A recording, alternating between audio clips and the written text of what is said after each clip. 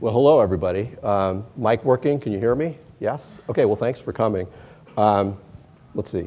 That is me, but that was probably me about 15 years ago, I'm guessing. So, yeah, that's what time will do to you. But I'm going to wear these glasses because otherwise I'll probably fall off the stage. Don't see as well anymore. Okay, so single security, that's what we're all here to talk about. There's a term that's also being used, which is UMBS, which is Uniform Mortgage-Backed Security. So that would actually be the single security. So someday that is what we will actually refer to. That's the term. The official term is the Uniform MBS. And I'm very excited to be here with you all because this is an exciting time for us. This is something that has been cooking for several years. And it was exciting to be able to get to the point where we could announce to the market that we were going to be ready in about a year. June of 2019 is when we were able to do it. And I'm going to talk a little bit about some of the history. I'm going to talk about kind of what was behind, some of that timeline, because we couldn't really put out a date until we were pretty darn sure we were going to be ready. On the technology side, certainly, and then there's other issues that I know people are sorting through, which we're pretty confident that we're going to get through. And so that's why we're all here today, is to kind of talk about where we stand and what things will mean a year from now. I want to just remind everybody sort of what was behind the whole idea here. I think the first thing to remember is that overriding this was what was going to be for the long term of this market was going to be in the best interest of liquidity.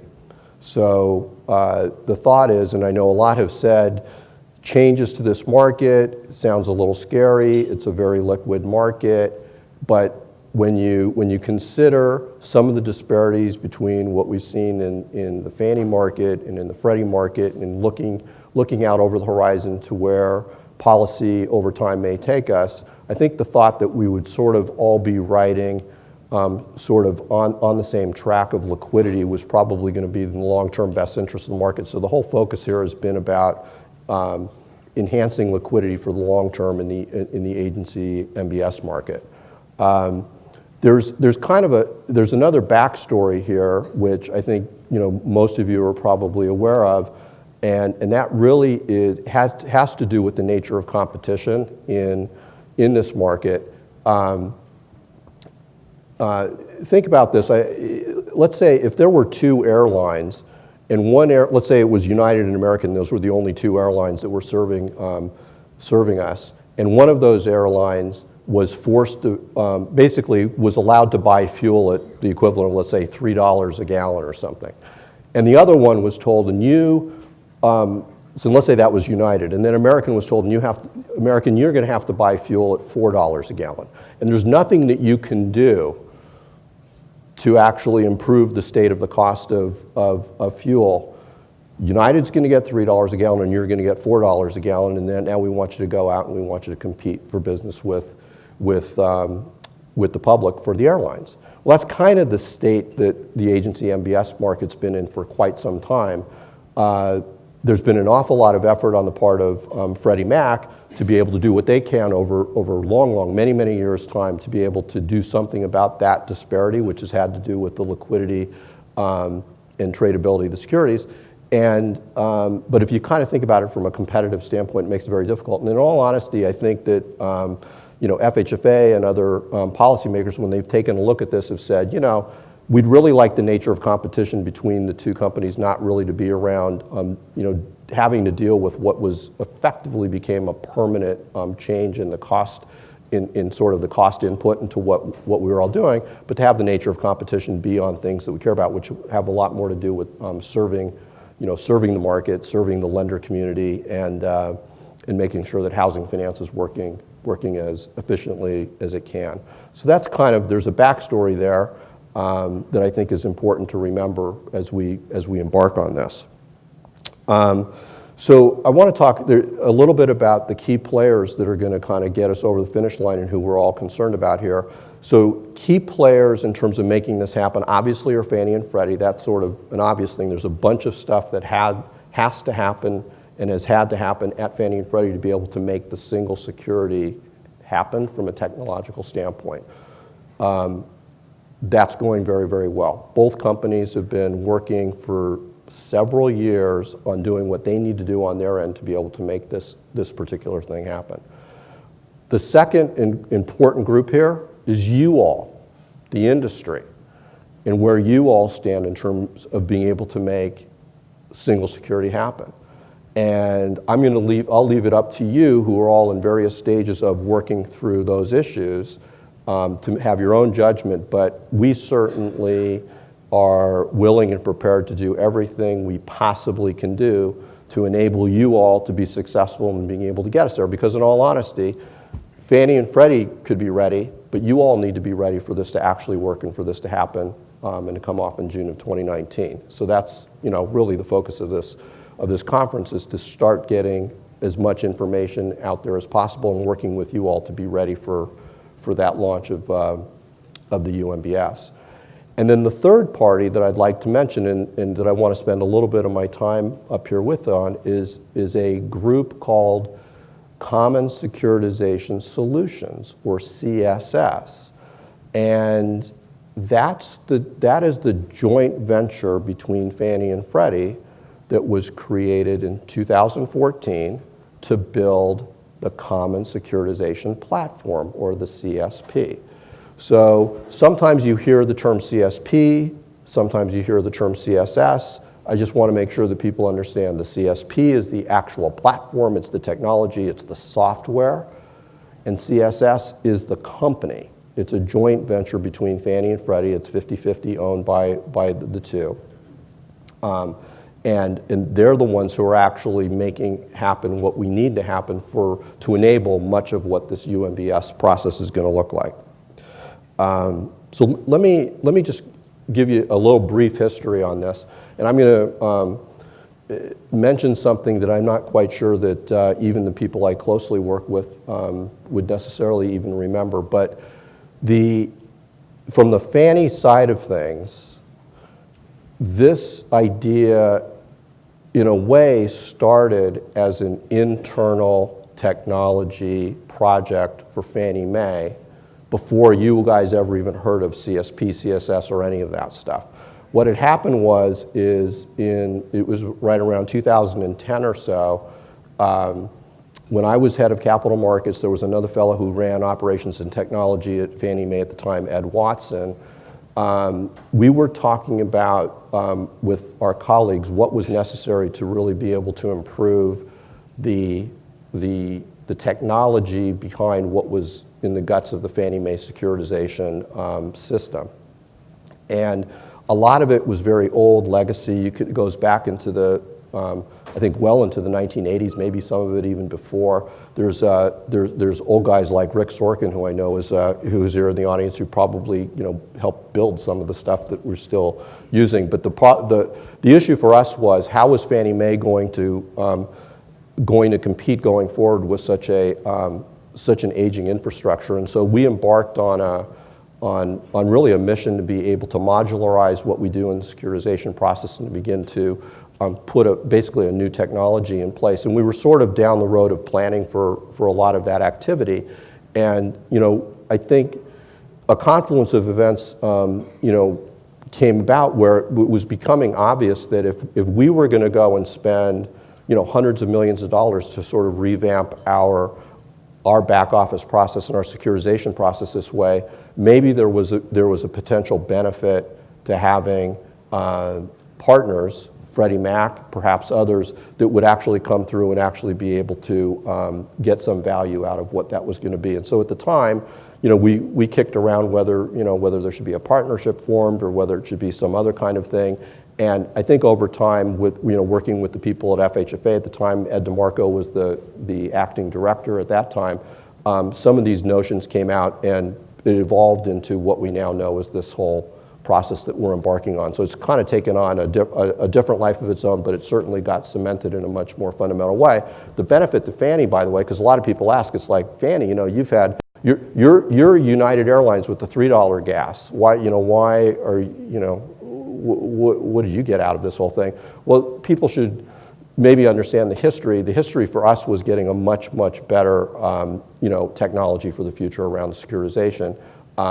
And if policy deemed that it made sense for the market from a liquidity standpoint, from this competitive standpoint, to move into the UMBS, then we're in full support of that. So we're really pleased that for the technology that we're going to get. We're really happy for our friends at Freddie that they're going to get the benefits of a more liquid security, and of course we hope to benefit from that as well. So I think it's a win-win for everybody.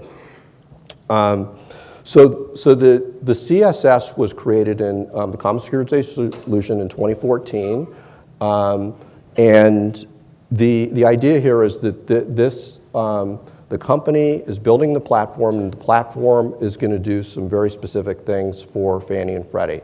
It's issuance, it's bond administration, it's tax administration, and it's disclosures. Some key things to remember about this platform is that Fannie and Freddie are connecting to it, but you all aren't connecting to it directly. It's intended not as something that, let's say, for instance, lenders aren't going to be directly connected to, but that Fannie and Freddie are. It's a back office process, a securitization process for Fannie and Freddie to use. The other thing that's really interesting about CSP is that it's going to enable us to do things that we really couldn't do in sort of our old system, certainly on the Fannie side. So when there's going to be the ability to commingle Fannie and Freddie securities, so you'll be able to basically have the Fannie UMBS, you'll have Freddie issued UMBS, you'll actually be able to commingle those and resecuritize those. So these are all capabilities that CSS is building. There's going to be part of the CSP. And again, it's going to be all modern. Now, wanted to talk a little bit about the joint venture. We actually have, there's 4 board members from Fannie Freddie. There's 2 Fannie and 2 Freddie. 3 of the 4 are actually here. So Jerry Weiss from Freddie Mac, Rick Sorkin, who I've mentioned, is a board member, and I'm a board member as well. We've also got the CEO of CSS in the audience, Dave Applegate. So I think he's over here somewhere.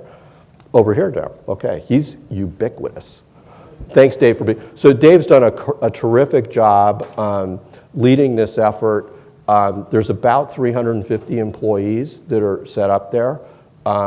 There's several $100 million that have been invested in CSS and in what they've been doing over the last several years. So this is the real deal, guys. That we didn't have you all come here for breakfast and hear a few of us yap away. This is really happening, and we're about a year off. But they've done a great job. There was a key milestone that I think many of you are aware of in November of 2016. CSS not only had a CSP that was sort of in development, but it actually had an operational process that it put in place and is in production, because they've actually got the issuance activity and bond administration activity for the single class PCs that Freddie issues, and that all of that work has actually been going on now for it's been about a year and a half.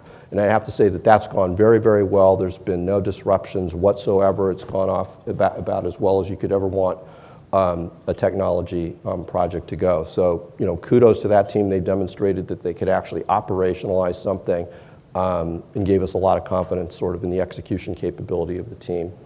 In the team there. So what's coming up? June of 2019, big, is going to be a big date. That's going to be when Fannie will ultimately hook up. It'll be a lot of new capabilities will be coming online on the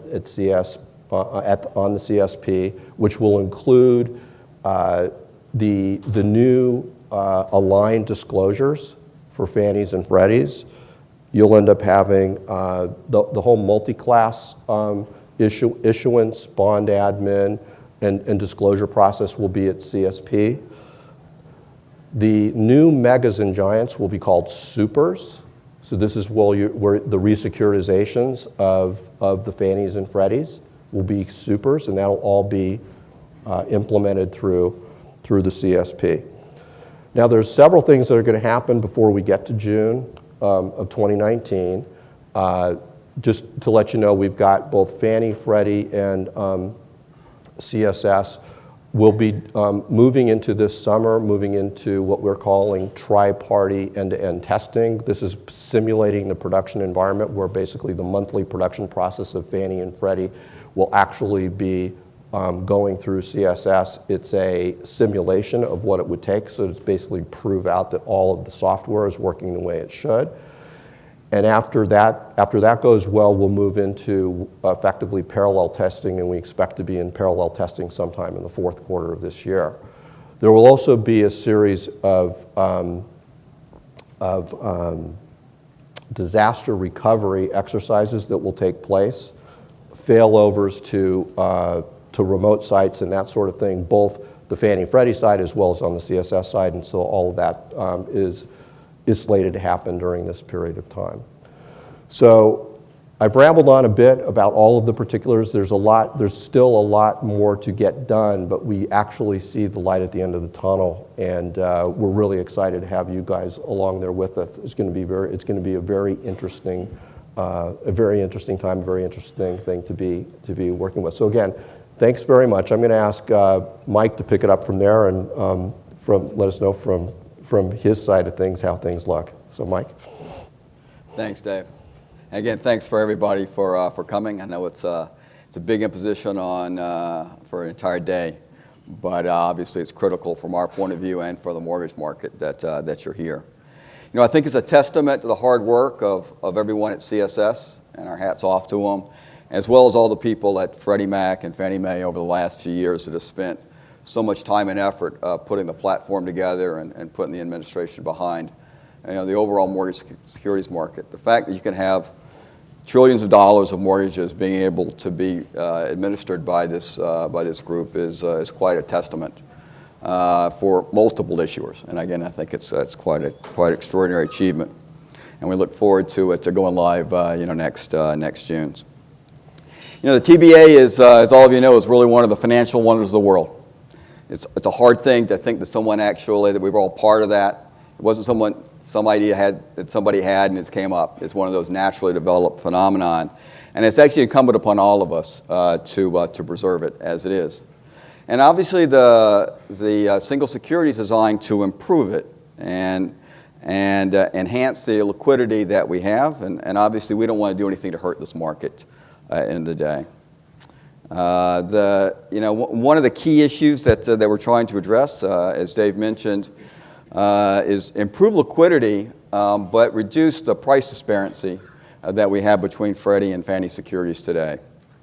And obviously we at Freddie realized that this disparity has existed and has existed for a long time. And we, over the last few years, have done our utmost to reduce this, and it exists for a variety of reasons. But one of the things that we've tried to do is realize that we can influence the prepayment characteristics. And Fannie Mae has the security. And Dave used an example of United versus someone else and gas prices. I think it a little bit different. I think Fannie Mae is printing U.S. dollars, and we're not. And we print a security that's similar to U.S. dollars, but are not. We want U.S. dollars. And so we have to do everything in our power to make our security, from your point of view, have the same characteristics as Fannie Mae securities. And we do the best we can. It's a complex thing. The two most fundamental things that we've been able to identify that we have control over is who the sellers are, seller concentrations. And so we try to match our seller concentrations, even though we both have different sellers. And we get different percentages from each one of these sellers. We try to match our seller concentrations to their seller concentrations. The other thing that we can influence is the coupon differentials. And we try to match our coupon differentials to Fannie Mae's coupon differentials. They don't have to do the other way. So wherever they go with the security, we try to follow them from that point of view so that you, when you're buying Freddie Mac securities, it's equivalent to Fannie Mae securities at the end of the day. The other thing we tried to do over the last few years is we've required to shrink our retained portfolios, both Fannie and ourselves. But with that shrinking portfolio, we try to use it to improve the liquidity of the mortgage market, specifically the Freddie Mac securities, so that we narrow bid-ask spreads when we can. So we give confidence to dealers and mortgage investors that there's liquidity, sufficient liquidity, maybe not equal liquidity, but sufficient liquidity, so that if you own goals, you can get out of them. If you're short goals, you can cover them at the end of the day. And I think the specified market has tightened a lot in the last few years, and I think we've been a big part of that in creating the benchmark specified program. So the single security is designed to complete this process, but it's not a panacea. You'll have visibility inside of the UMBS to know what the underlying securities are.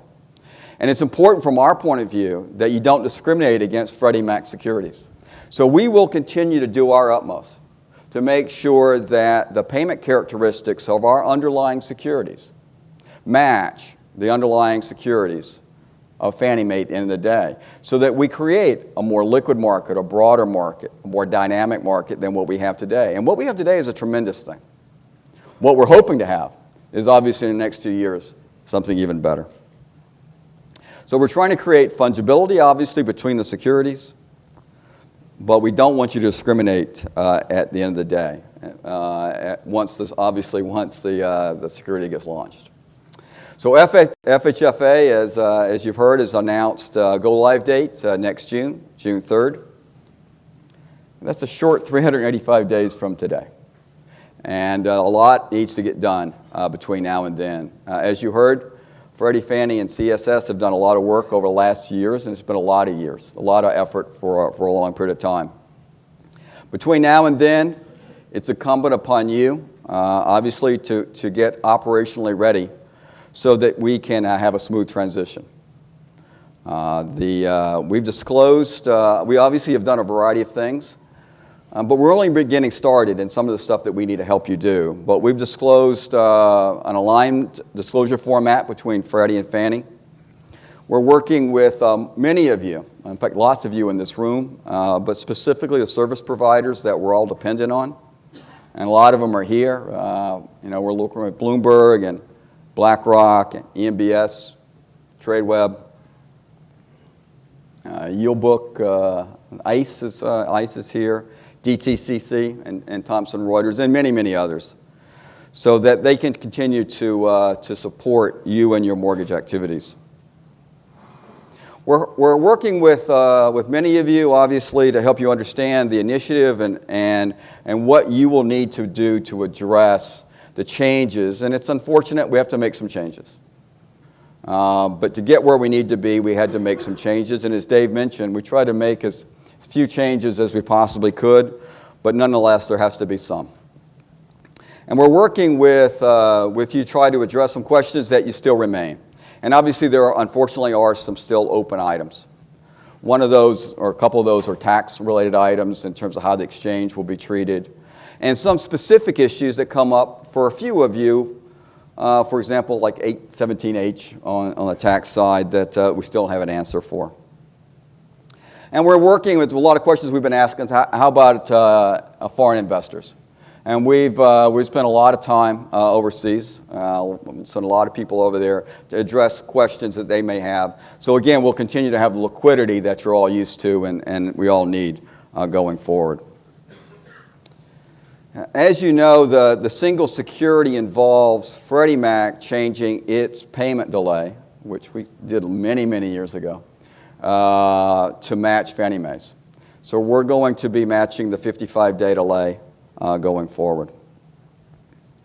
And so while we will continue to issue our existing securities until go-live date, you will have the opportunity to exchange your securities, any securities that you own in Freddie Mac, the 45-day delay securities, for the new 55-day.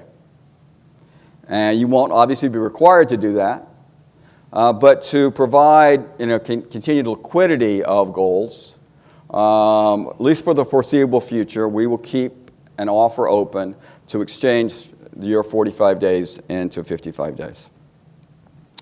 We're still working on the logistics for what the exchange will be, how we'll do it, when exactly it will occur, but there are a few things that we know today. One, we will have mirror securities that we will start issuing in August to give you information about how the new 55-day securities will be. Exchange will be available before go live. And three, we will offer a cash payment for the difference and the payment delay overall. So those are things we know today. You're going to spend a lot of time today, obviously, with other people and give you a lot more detail about the nature of what the exchange we know today, some of the impacts it will have on you, as well as some other aspects of the single security and CSS as it occurs. So, again, from my point of view, thank you very much for your time and attention. And maybe I'll ask Dave to sort of say a few more words. Okay. Well, thanks, Mike. I want everybody, leave everybody with the knowledge and the thought that this isn't going to happen unless it's locked down and perfect. And it will be, but no one should come away and thinking that Fannie, Freddie, FHFA would implement on something that wasn't lock solid safe for something that's as important as the TBA market, for the MBS market. We all know how critical it is to financing in the marketplace. It's I don't know if it used to be if it's still the second largest market in the world, or if it's not, it's close. So we understand our responsibility, and our responsibility here is to get this done and done right. It's not going to happen unless it's working and all of that. So no one should come away with any issues there. If it's ready, we're going, and if it's not ready, we'll obviously do what we have to do. But it's gonna, right now everything is on track for June of 2019. So I want to leave you with that thought. We have a lot of responsibility here, and we're going to make that happen. I will also say that I think this whole process has really been it's been really an honor and a pleasure to be able to work with folks across the industry on this, including from my standpoint, with the Freddie Mac folks that we've worked with, both at anywhere from the board level of CSS to the technology level, the various committees and the various working groups that have been working on this together for years. For two companies who have historically fought hard in the trenches from a competitive standpoint. In a lot of ways, it's actually been really nice to see people come together and work on something that's so important for the market, because again, we serve the same market. It's the lowest common denominator is what ends up driving the result, and so we're both parties are working really, really hard to make sure that all boats are floating high here. So anyway, I think that's been really fun. I want to thank you, Mike, and for all of the efforts that you guys have been having. We've really enjoyed working with you on this. And I'd like to include in that our friends at FHFA who've been there every step of the way with us, and there's some terrific people there who've been incredibly enabling and helpful for the last several years. Last thoughts, Mike? Yeah, I would echo those. I think we do compete tooth and nail with our friends across the river there at Fannie Mae, but they have been unbelievable partners in this overall project, been very supportive along the way. I think we both realize that this is an important initiative for us both to complete our missions, and our missions are important. We're competitive enterprises, but first and foremost, we have a mission to the mortgage market, and we both realize that this effort will help both of us accomplish that. And as part of that, we need you to be part of it too, because we need you to complete our mission, and we cannot do it without you. We're going live June 3rd, and we all have a lot of work between now and then. So we appreciate you guys being here, and we hope you'll like the program we have set for you. But again, thanks for coming. Yeah, thanks very much. Thank you.